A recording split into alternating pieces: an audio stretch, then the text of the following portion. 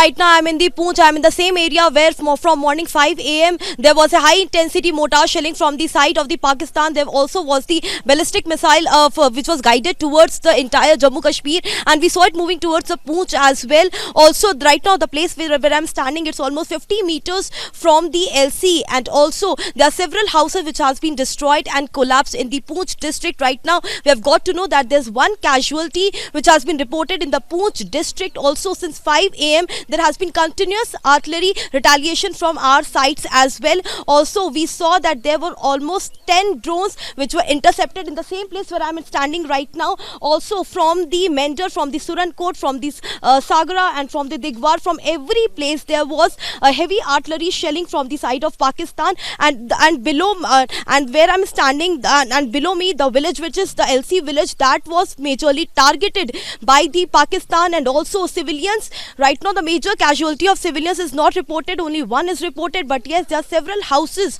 and vehicles which were parked, they are burnt into ashes, and also the civilians' houses completely collapsed and destroyed. There's the latest report from the Poonch, and also there has been advisory which has been issued that no one should come out of the house. There's no electricity, there's no electricity, there's no movement in the entire Poonch district. Also there's a 100% evacuation in the Poonch district. Only in the village area we see the people in the village right now, but in the city it is completely evacuated.